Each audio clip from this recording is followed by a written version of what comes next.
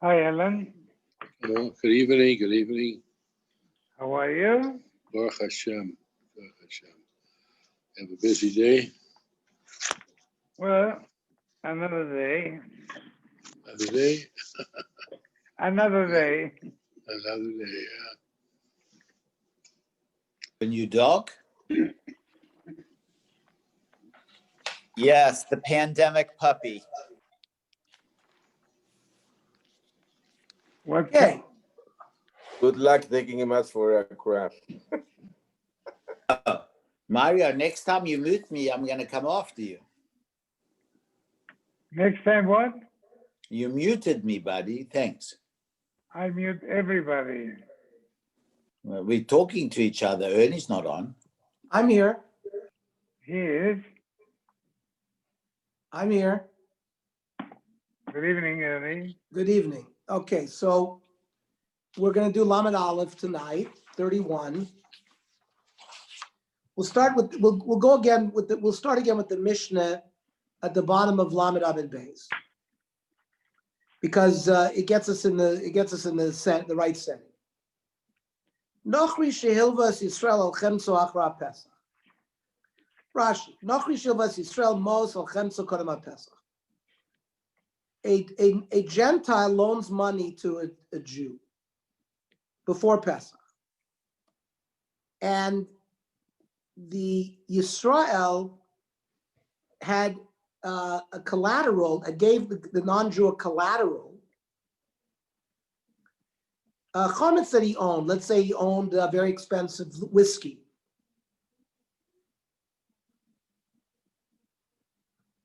That if the Jew did not pay back the loan in money, the Gentile would take the whiskey. The din is, this chametz is going to be mutter ba'ano over alav Pesach. After Pesach, that chametz will be mutter. And the Gemara says, "Ulkamei b'gmor muki lo k'shehir hinu etzlo b'veiso." We're talking about where the Jew actually deposited the liquor at the time that the loan was made, meaning prior to Pesach. Therefore, that chametz was shoya eitz lanochri kol yom Pesach.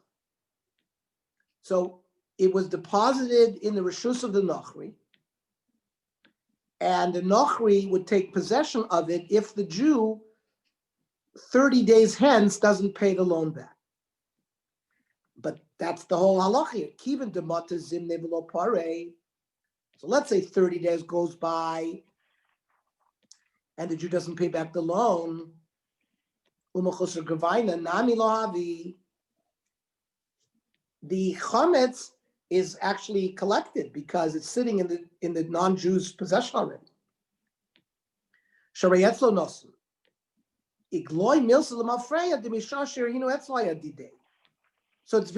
it's apparent that this chametz was with him at the time that the loan was made, even prior to Pesach.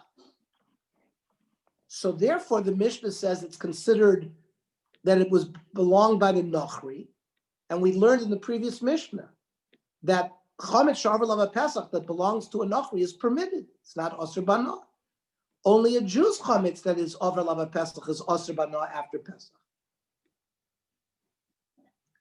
The Mishnah says, so that's why the Mishnah says mutter bana.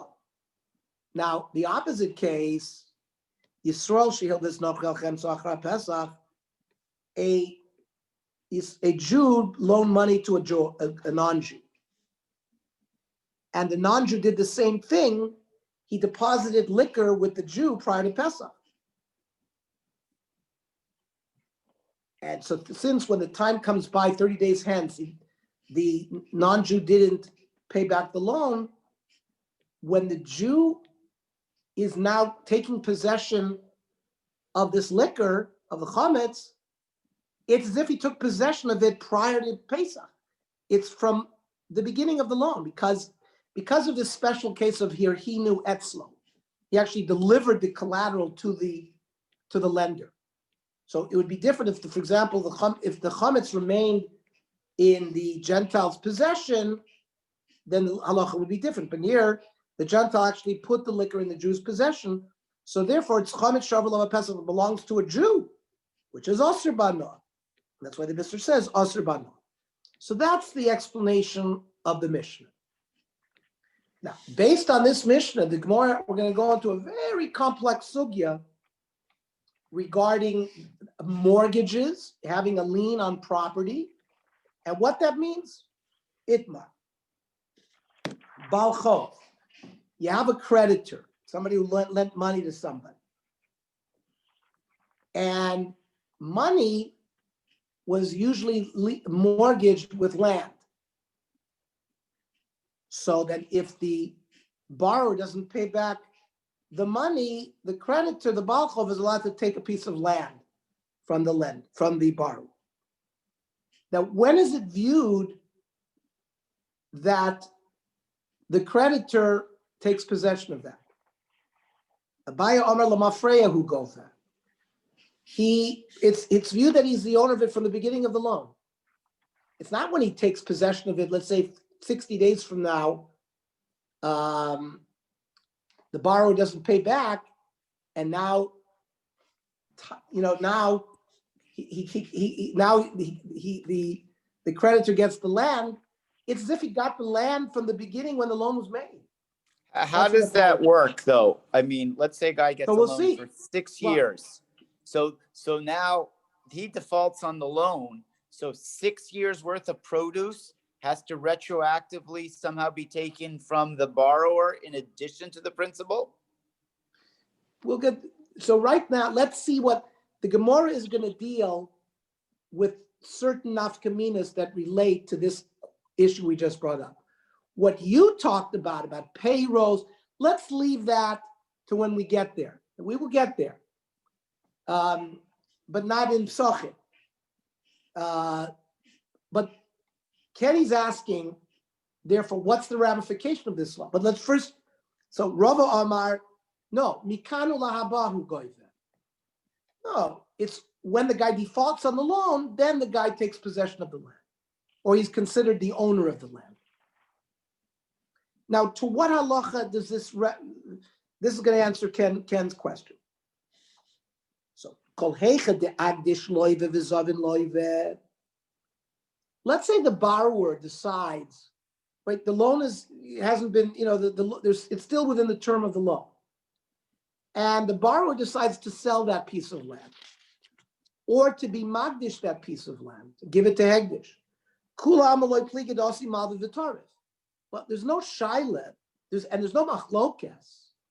Whether you hold like a buy, whether like you hold a rafa, the creditor is allowed to go to who the first guy sold the land to, or to bait, or to hegdish, and get it back. And then the guy who bought it from the guy wasn't allowed to sell it. He has to try to get his money back from the guy who sold it to him improperly. So there's no machlokas regarding this issue. And v'asi malva ufarik, and the malva can come and take it away from someone who had bought it, from the borrower, or he can go to hegdish and redeem it. It's not moisif od dinar ufoides anachasim ha'elu.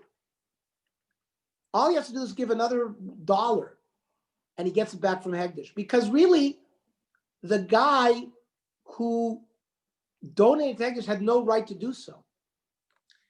Because it was mortgaged, it was lien to the loan, and it takes away the ability of a person to either sell it or to be magdish it.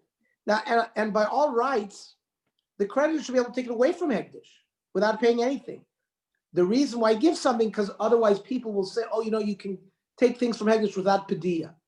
So it's just like a marasayim. But technically, that's why Rashi says davar mu'it.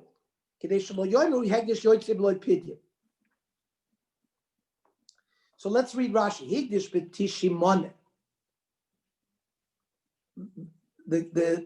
Let's say he was magdish $90 to the Beis Hamikdash, and the debt was $100. So it was more than what he did. Moisif malva zalav also dinner. Point is in a choshim halalu miyad hegdish.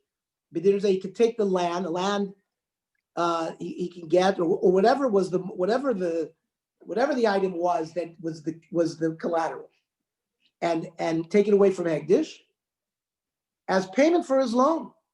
And the dinner is only so that people will say that Hegdish doesn't go out without pidyon. Now, in Ksubis, says Rashi, Rava himself says, Hegdish chometz v'shichru mafkim midei shibud, that some things can get rid of a mortgage. And it's that mortgages aren't always protected the way we just protected it regarding Hegdish. For example, something that was a mortgage becomes chometz, there's no shibud anymore. However, that's only dafka kedushas haguf kamarava.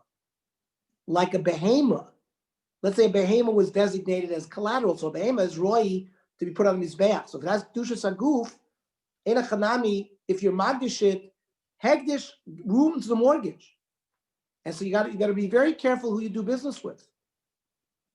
But regarding land that is not roi lemizbeach, that the kedushas domim only, so that it will be not the mortgage remains.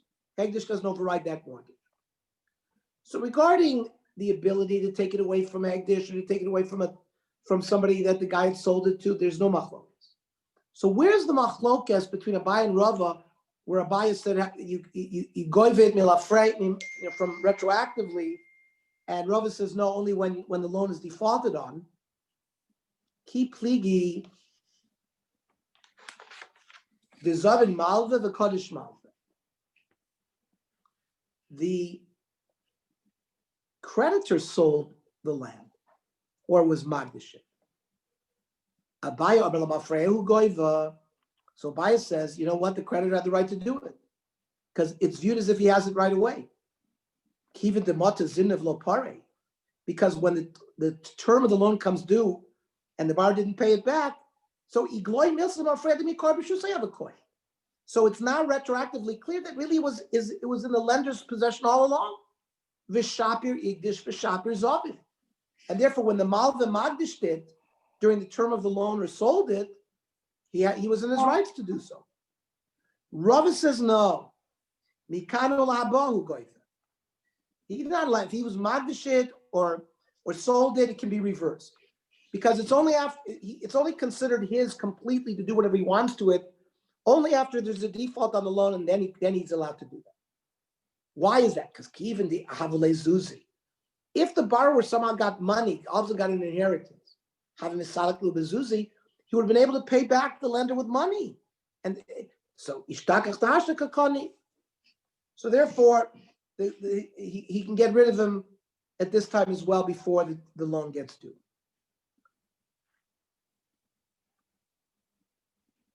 So freak the Gemara. Umi Amar Rava Hachi. Did Rava say this? I'll show you he didn't say it. V'amar Rami Bar Chama. Here's a complicated case. Ruven Shemachar Sadin l'Shimon Bachrayis. Ruven sold a field to Shimon. Now, when you sold a field with a guarantee, Achrayis means a guarantee, meaning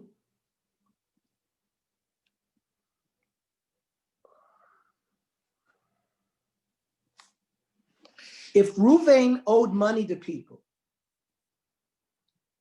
and all of a sudden Ruvain's creditors come to Ruvain and say, pay us back, and Ruvain said, I have no money, but he had this piece of land that he sold to Shimon, Ruvain's creditors, whose lien preceded the sale to Shimon, are allowed to go to Shimon and take the land away in payment of their loan that they had with Ruvain. When Ruvain sells a field to Shimon Bachrayis, it makes Shimon whole. Reuven has to pay Shimon back if someone takes away his field. Now, Zakvanov b'milveh.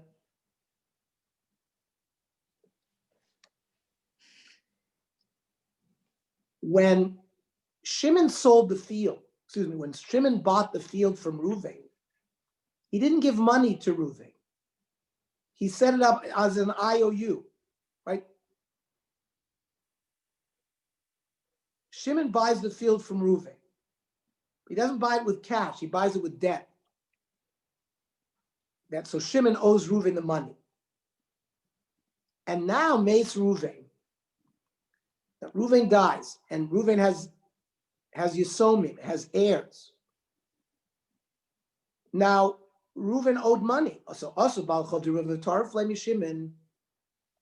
The Balchov Reuven's Balchov comes to Reuven's estate and finds there's no money, and finds that Reuven had sold the one piece of land that was the collateral for their loan to Shimon.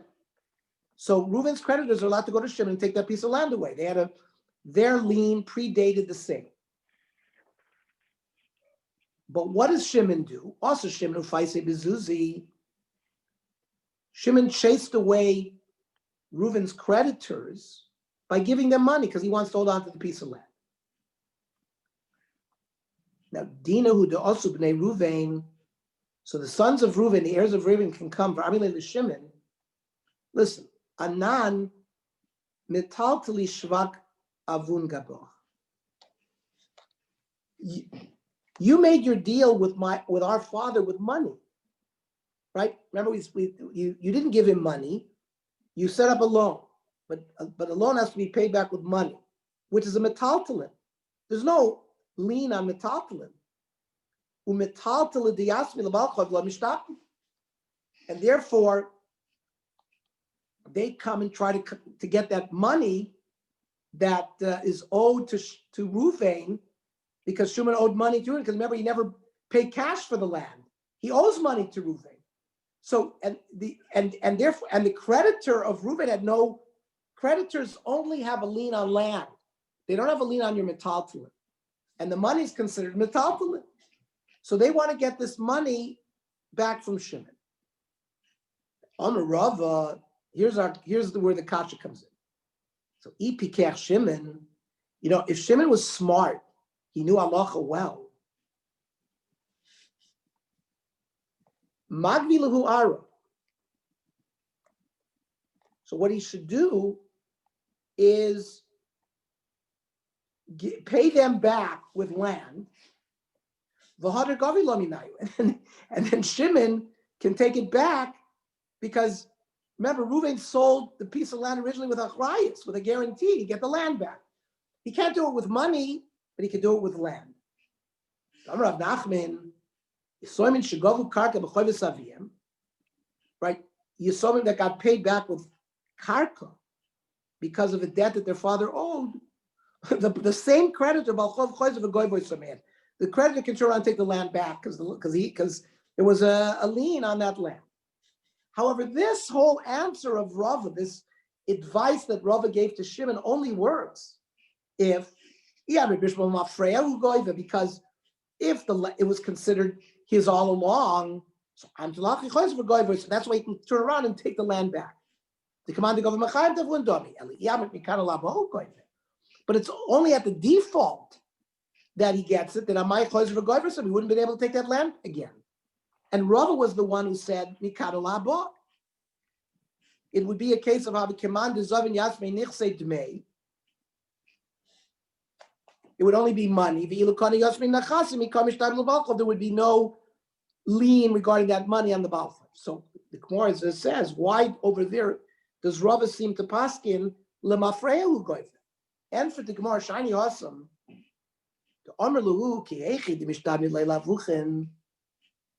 It's a special law of Rav Nosson.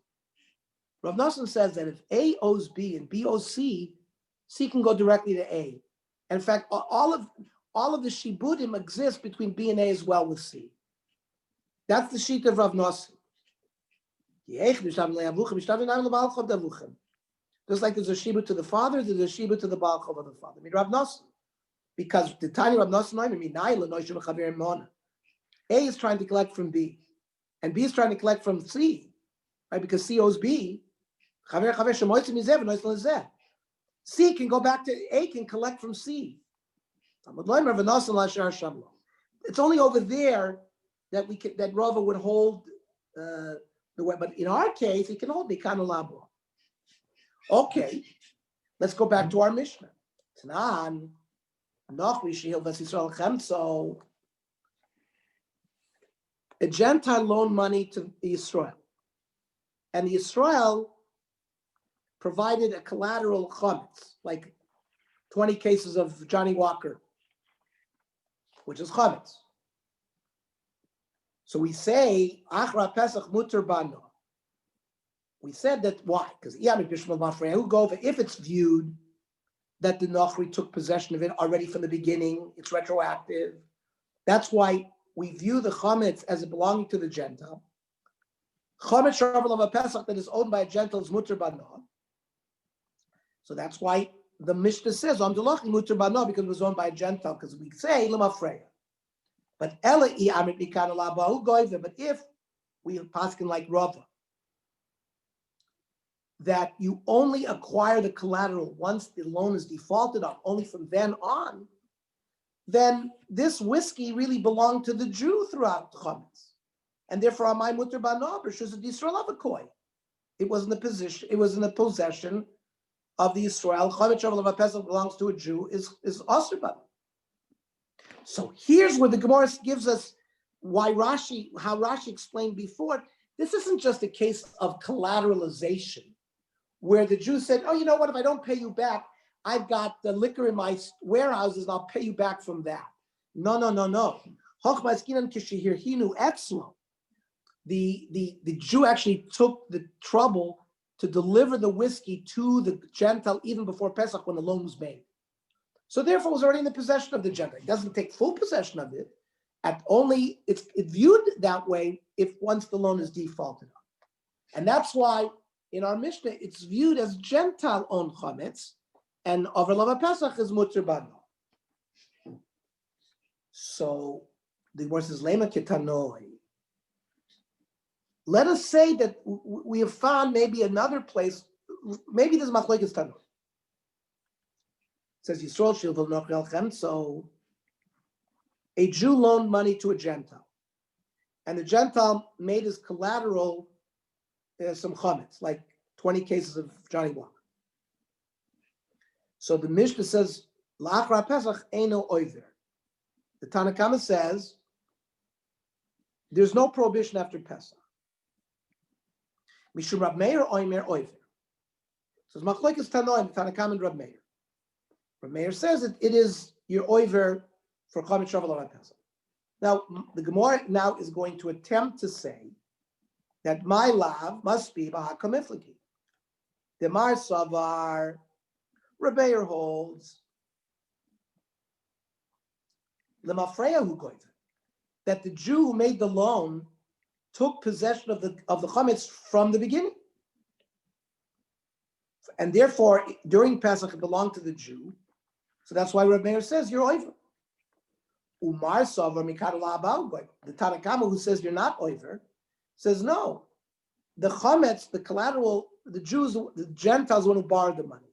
So the Gentile has to give the collateral, and it remains in possession of Gentile until the loan isn't paid. Then the Jew gets it. That's why you're not oiver, because it's Gentile owned chametz. So the Gemara, and you want to say that's the machlokes tanoi, right? Gemara v'tizberos, that's so. Aim a seifa. Well, say the seifa of that Mishnah you just quoted. Aval nochri sheil v'Yisrael chem. So the opposite case, the Gentile loaned money to the Jew, and the Jew provided chametz collateral. La'achra Pesach tivra kol oiver. So everyone says that you're oiver. Here we're talking about chametz that belong to the Jew. Now, and here it shouldn't be divra kol oiver. It should be that each one reverses their shita. The mandomar hosameino oiver. The one who said over there that you're not oiver. And why did we say that you were not oiver? Because we said mikadol habo goiver. So then over here it would be just the opposite. Hacha would be oiver because mikadol habo oiver. If he's only going to take possession afterwards, then throughout Pesach it belonged to the Jew, and it's chametz shavuot Pesach. But the mandam hosam oiver hacha ain't oiver. So it wouldn't be divra kol; it would be just the opposite. So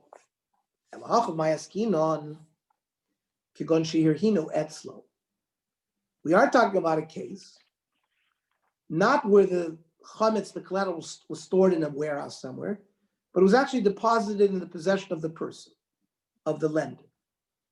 The kamiflagi b'Rav Yitzchak, and the Mishnah we just quoted that had one opinion said over, one said opinion, and one opinion they said they were not over is based that on arguing with Rav Yitzchak. Rav Yitzchak.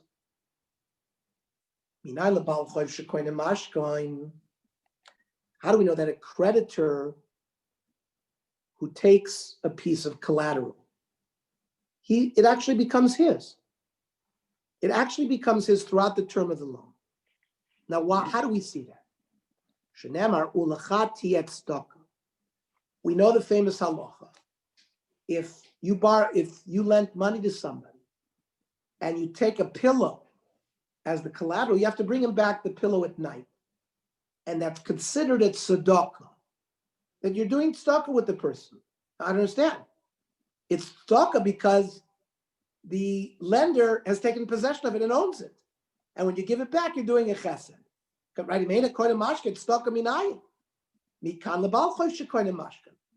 Now this, therefore, becomes the point of the machlokes. The Tanakama of the Mishnah we quoted that said, Eina oiver.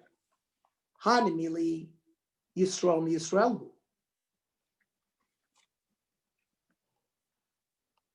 That's if one Jew loaned another Jew. The Karina Be'olachati Tzedakah. The din that a collateral is taken possession by another person, that's by a Jew. Ava Yisrael minachri loikoni. But when a Yisrael takes possession of a collateral, he's not koine it. So therefore, the Tanakama that said Eina Oiver said it's because it's still the Gentiles' chametz. And during Pesach, it's chametz shavuot Pesach belonging to a Gentile, which is muter bana.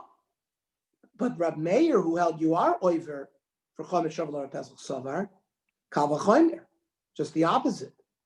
If Yisrael mi Yisrael koni, if you acquire collateral when a Jew takes collateral from another Jew, Yisrael min achri lo kol shekain, then certainly we should take possession of a collateral when we take it from a Gentile. However, not the other way doesn't work. The Gentile loaned the Jew money, and the Jew gave collateral chametz. So divrei kol oiver. So everybody holds that it remains in the possession of the Jew, because hasam vade nachri Yisrael loikani. The Gentile does not acquire the collateral from a Jew. Okay. So Tanan, let's again learn our mission. So the Gentile who loaned money, and the Israel provided collateral whiskey, which is chametz. So our mission said Achra Pesach muter bano, because then we said before that the explanation was that the Israel had deposited the whiskey with the Nachri, and it becomes the possession of the Nachri. But wait, fine.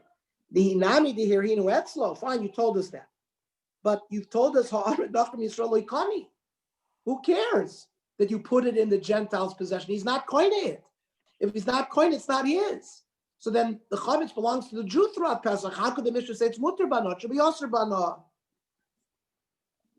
So the Gemara now gives us more information. Loi kasha. That you know what? It depends on the language that was used. If you took the trouble and you brought the whiskey to the Gentile prior to Pesach, and you put it in the Gentile's house, and you also said, Me'achshav, this is now yours from now if I don't pay you back 2 months from now. In that case, it's viewed as the Gentile's chametz, and it's chametz shavuot Pesach belonging to a Gentile, which is muter bano. And so even if you deposited it in his house, if you didn't say me'achshav, it's still technically yours, the Jews, and therefore it would be osir bano after Pesach. Now, where did you get this notion that there's a difference between saying me'achshav or not saying me'achshav. The Tanya, we have a baraisa, Nachrishi here in Paspur Yetzel Yisrael, a Gentile who gave collateral, a loaf of bread, to a Jew because a Jew loaned him money. So Eino Oiver, he's not going to be Oiver regarding Pesach because the Israel doesn't acquire it from the Gentile. However, in Omelo he got tich, but if he said me'achshav, if I don't pay the loan back, the money, the mashkan is here, is an oiver, then it becomes the Jews right away, and he's going to be oiver on Pesach. Ma'isha reisha, ma'isha seifa. Elalav shmami no shani echad omer le'me'achshav. Le'echad omer le'me'achshav. Shmami no good raya. Okay. Don Rabbanon.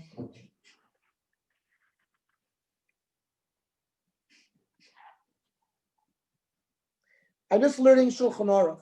If a non-Jew lent money to a Jew, and the Jew gave collateral chametz and put it into the Gentile's possession, and said me'achshav, if I don't pay you back whenever the loan is due, then the chametz is mutter bana.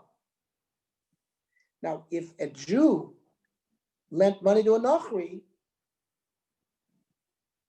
and the Nochri gave chametz to him and said me'achshav, it's osir. So it's exactly like our Mishnah.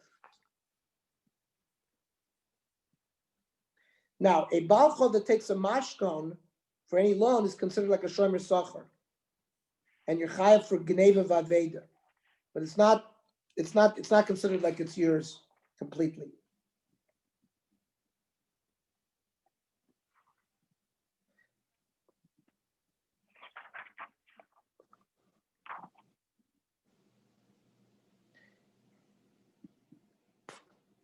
And again, if Yisomim collect as payment for debts that were owed land, then creditors are able to take that land.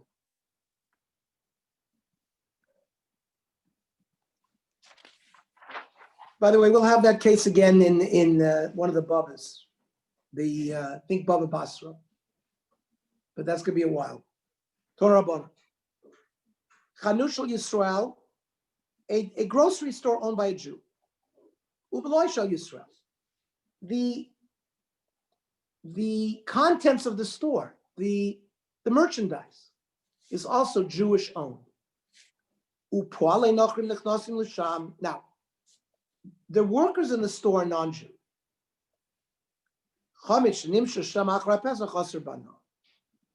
Don't say that the chametz that you find there belongs to the Gentile workers. We say no. This is chametz owned by a Jew, and the chametz will be osir bano after Pesach, and certainly in tzarich lomer b'achila.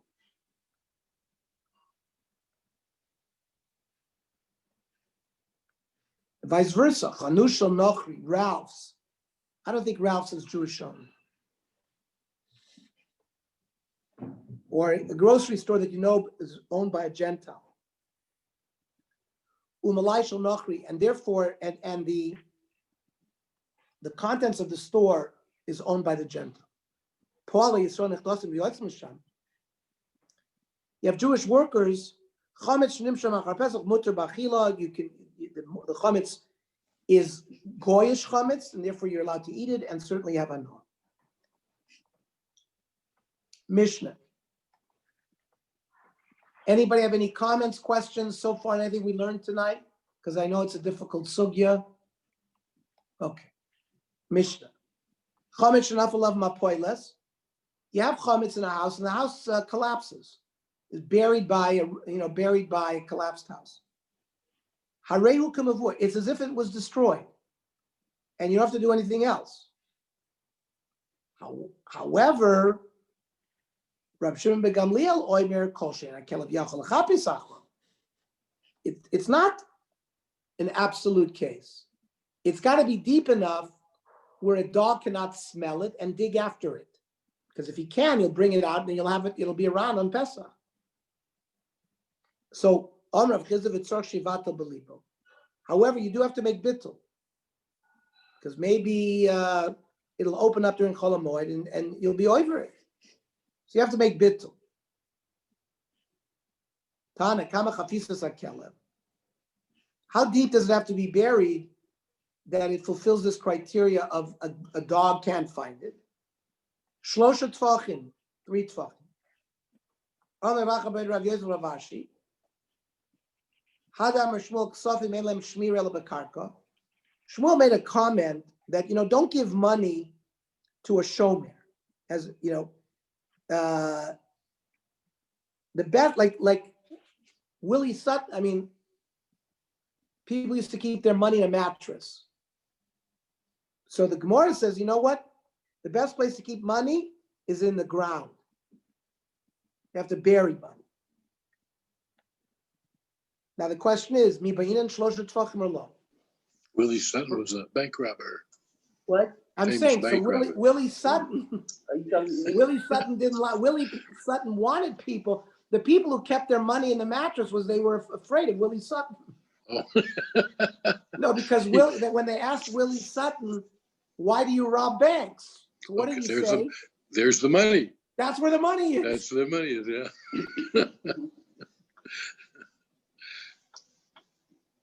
So you have to bury it 3 tfachim. Amar lei, by chametz mishum reicha.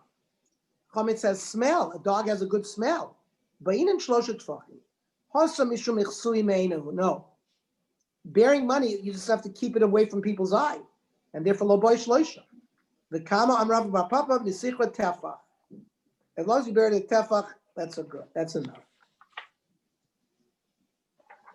Okay, I'm going to stop here because the new Mishnah begins the new sugya for tomorrow. So we'll stop here. Okay, tomorrow. Shkoyach. 9? Tomorrow at 9:00. Yeah. Yes, because we're going to be